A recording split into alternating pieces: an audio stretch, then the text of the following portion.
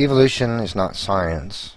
It's not scientific. It never was. It didn't start that way. It won't end that way.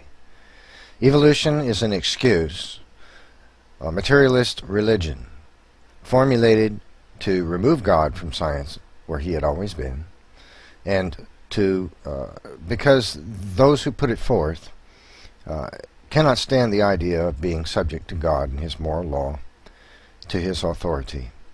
And so they had to come up with some kind of excuse, you see. However, I want to point out a few things about the idiocy of evolution.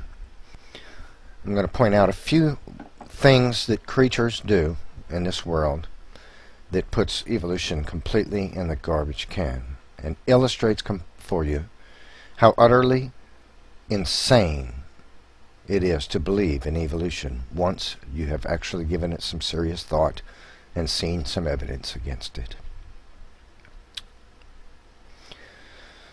Birds build nests. They gather twigs and sticks and things, and leaves, whatnot, and they weave them together so that they don't come apart so easily. Squirrels do the same thing. They gather sticks, they build them a nest. Wasps. One bee does a dance, finds a source of pollen, comes back to the hive, does a dance in front of all the other bees, and this dance is so complex and precise that the single bee can give directions to the hive precisely where a source of pollen is. And the bees will leave the hive and fly directly to it because of this very complex dance that a bee does. The emerald cockroach wasp finds a roach of a specific kind. It has to be one that has a neck. Some roaches have their heads almost built into their thorax, right? But they seek out the kind that has a roach that has a neck that sticks out and a head that's free, right? They find that sucker. They sting him on the neck, and this paralyzes him temporarily. Then they lead the roach by one of his by its antennae to the hole that it had scouted out before it found the roach. In the process, they bite off the roach's antenna and suck the juices out of it to give themselves a boost of energy, because wrestling the roach towards the hole they've already scouted out is a lot of work, and they need some energy. Once they get the roach into the hole, they lay an egg inside the roach's. They push the roach's head down and sting it in a second time in a specific spot in the ganglia. This instills a grooming reflex, so that when the roach leaves, the wasp leaves the roach alone, it'll stand there and continuously cleanse itself, just groom itself, its antennas and whatnot. Then the wasp closes, after it lays an egg in the abdomen of the roach, it closes up the hole with pebbles. Not to keep the roach in, to keep predators from finding the roach and eating it and destroying the egg. The egg develops in exactly 8 days, and the embryo inside the roach eats the entrails of the roach in exactly the right pattern, so as that the roach will stay alive for those exact 8 days, not 1 day less or more. And then a new emerald cockroach wasp, Ambulex compressor, is born.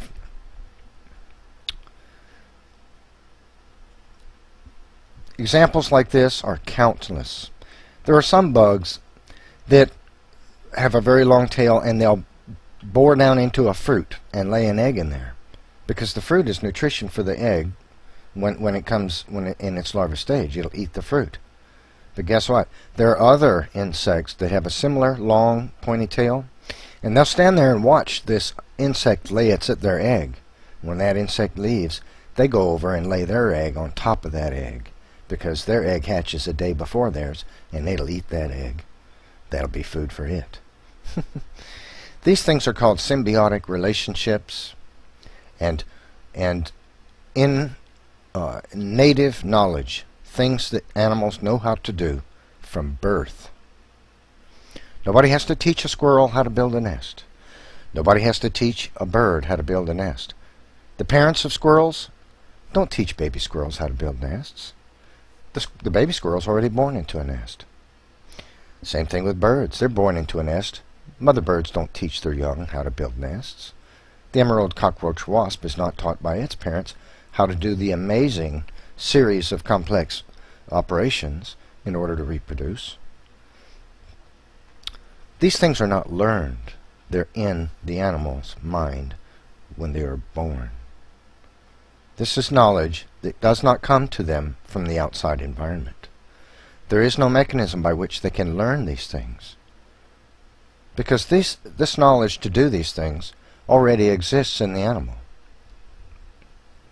That's because God, the designer of that creature, put this knowledge in that organism. And so every one of its kind knows how, automatically, to do the things that they do.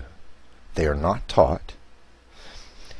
To believe in evolution, one would have to believe that squirrels and birds have secret societies whereby they have telephone conference calls, and all the young, brand new squirrels and birds are gathered around, and they all get in on the conversation, and they listen to instructions from a senior bird about how to build a nest. Do you think that's rational? Well, evolution isn't rational. You see, there's no way for these creatures to learn these things. They already know how. Now, the evolutionist has to go off into some completely insane scenario and think, well, you know, over millions of years, these creatures learned how to do these things so much that it got configured in their brain with the molecules, you know, stored the data on how to do that, so that when a new one is born, it's already got that data. That's insanity. We don't experience that in living creatures at all anywhere in this world. Animals don't sit around and teach their babies how to build nests. Animals do teach their young how to hunt and things, but there are many, many, many examples of things like building nests and hives and bird dances and bee dances and symbiotic relationships and an incredible complex series of events, actions that an insect has to take to survive.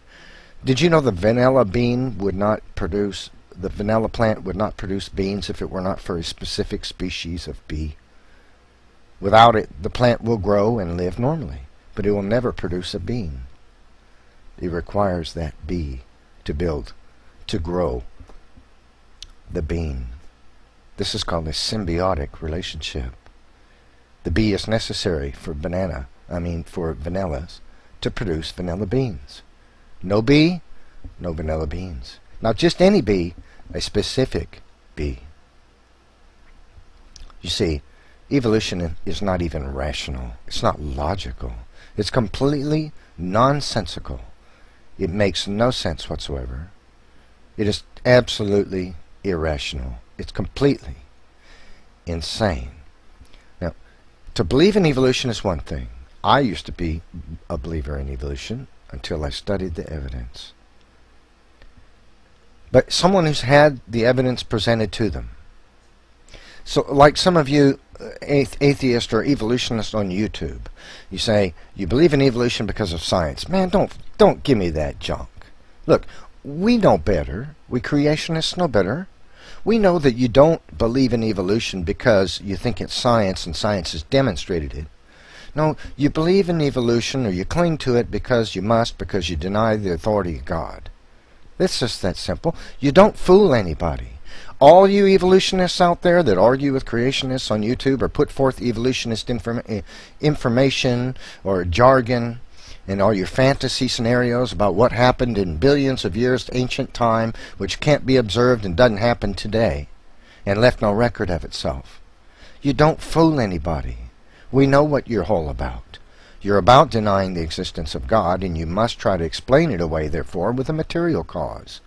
But it doesn't work. It never has. It's not going to. Evolution isn't science. It's not scientific. And we creationists see right through you. Even Christians who call themselves evolutionists, they have no excuse. There's a reason why they cling to evolution too, and it's related to the same reason that atheists who are evolutionists reject God and cling to evolution. So, you know, You can make all the videos and repeat all the jargon you want to if you're an evolutionist. You can do it for the rest of your life. It's not going to change anything, because evolution is not science. We already know this. And no creationist, is going to think that you believe in evolution because of science.